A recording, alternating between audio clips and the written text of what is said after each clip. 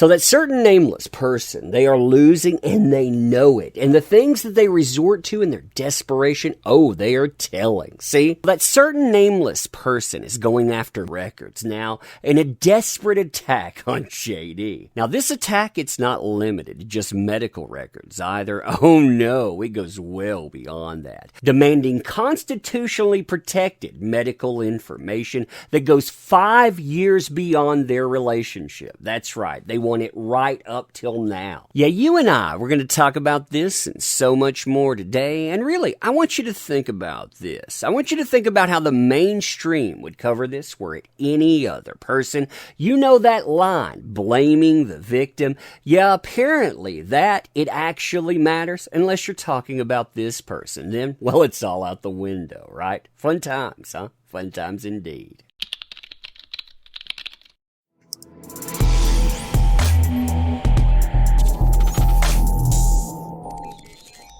Oh, man. So, hey there to all you fine folks on this fine day, by the way. I hope you are doing excellently. And this stuff, I mean, it is crazy when you think about it. I mean, imagine you're blamed for terrible things. You want to go to court, you want to clear your name, and because of that, you have every single thing about you put into the public, you have your family doxxed and beyond, and now people want your medical records, not for just that time either. Oh no, they want your medical records. And just to make this very clear, we're not talking about medical records during their relationship. I mean, that would be bad enough. No, we're talking about medical records 5 years after the fact. Their relationship, it ends in 2016. But hey, they want information all the way up into 2021.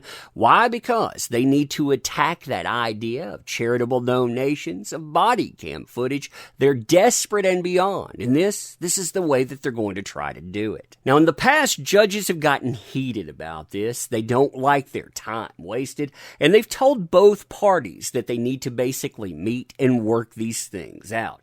JD is saying, hey, we've tried to do that. We've tried to have meet and confers. That nameless person's counsel, they won't talk to us about this at all. Basically, it's give us everything or else. So yeah, we need your help in this. Now, all of this has led to an informal discovery conference request. Basically, we want to talk to the judge about this. We want to set some limitations because this stuff is absolutely insane. I'm going to read you this document. I'm going to read you the response to it. And think about this in your own life, trying to protect your name and how crazy this is in response. So this document, it relates to a request for informal discovery conference. You can see the date where they have to decide. It's relatively soon, in November 22nd, 2021.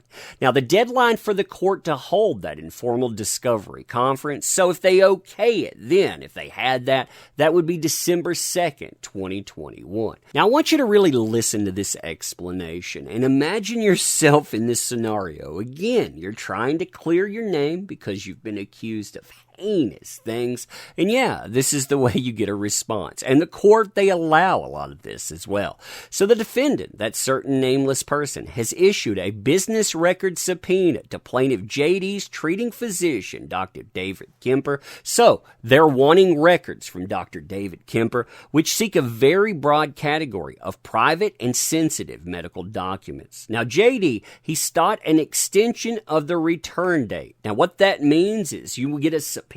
It has a date on it. He sought an extension because he wants to allow for a meet and confer. He wants to talk to that nameless person's counsel. He basically wants to clarify what they want because he feels like this is a broad overreach. But as of this time of the filing, that nameless person's counsel has not responded. Accordingly, in an abundance of caution, and you can understand why you would be cautious considering every other sensitive item has managed to find its way into the public, quote unquote, accidentally, JD is filing the present informal discovery conference request, which will be withdrawn in the event that the parties are able to reach informal resolution of JD's concerns. Now look at these demands that nameless person is making, remembering this is just a sampling of what they want. They want unredacted invoices and payment records for all services provided by you, including employees or contractors. So that would be nurses and beyond, for or relating to JD or that nameless person, all the way up until the present. That's what they're essentially saying here. They want to go way back in time, all the way up to the present. There's a typo here, though. All documents relating or otherwise supporting any medical diagnosis of JD. Now, that is a lot of documentation, too. You're talking about doing intakes. You're talking about any notation whatsoever, including anything JD he said to his private physician. I mean, again, think about the overreach that is. All other medical, all other pharmacological, all psychiatric or psychological testing of JD, so any tests, any medication, any notation whatsoever, all prescriptions for JD, and all text messages with JD from your current or any former telephone numbers. So any correspondence that you had with him whatsoever, we want all of that turned over too. Now, JD continues saying that this is overbroad. It unreasonably intrudes on private medical issues that are protected by constitutional rights to privacy, physician privilege, and the Health Insurance Portability and Accountability Act of 1996. That's true. Plus, they have no legitimate relationship to this issue and this action. Among other defects, the subpoena goes well beyond any time frame that could plausibly be relevant to this action. And yeah, it does. Again, 5 years and beyond. And they list other issues with this too. Now, this particular judge has told that nameless person's team repeatedly, you need to have meet and confers, you need to work this stuff out on your own. But instead of doing that, they basically point the finger at JD like they have so many other times. And you know what? It has backfired in the past spectacularly. And yeah, they're basically aiming for yet another outcome like that. Now, the first part of this, it basically tells you that they didn't meet and confer meaningfully. I love that statement here. Listen to this. They go on, first of all, to say that it's a response to all of that. The IDC request, then, is improper because JD has not even attempted to meaningfully meet and confer. Meaningfully. Notice that there. This is a prerequisite before seeking an IDC.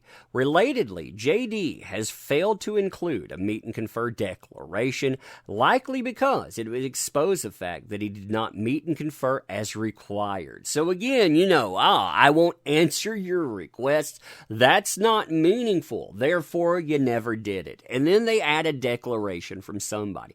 Moreover, this is the part about 5 years after the fact. And notice, they don't answer that at all. Moreover, the documents called for under the subpoena are relevant and proper. Dr. Kemper has been JD's physician since May 2014 throughout the majority of the relationship between that nameless person and JD, including through the vast majority of the incidents of DV. I'm just going to call it that. He is the only physician who has treated JD for his excessive alcohol and drug use, which continues to the present. How would they know that, by the way? They don't. They just threw it in here because, again, they're hoping for something after the fact. He was also designated as an expert on JD's behalf based on his knowledge of JD's pharmacological treatment and effects. Excuse me for butchering that word. The Dr. Kipper is also the only witness with access to many of the requested records which relate to Dr. Kipper's treatment of JD and are thus relevant to Dr. Kipper's memory of JD's moods, behaviors, and excessive alcohol and drug use during the relationship between JD and that nameless person. Now, if you look at all of this, it really doesn't seem to be about justice, does it? It seems to be about vindictiveness. We can pull up every single record you have. We can drag anything about you through the mud. And isn't it interesting that it's considered justice? You can accuse someone of anything you want when they try to clear their name name. You can dox their families. You can go after their supporters, including 200 plus random people online. You can go after medical information and so much more. I mean, it's crazy, isn't it? No relevance to this whatsoever. But hey, they want to say that substance abuse, it equals another type of abuse. So hey, we can go after anything we want. But anyway, let me know what you think about this stuff. And as always, appreciate the heck out of you. You make this stuff work, so thank you. Also, want to help out the channel? There are links in the description. Check those out. They definitely help us out. But you being here, that helps us out most of all. So thank you. I appreciate you sincerely. I mean that so much. And until next time, let me say thank you again, and we will see you soon.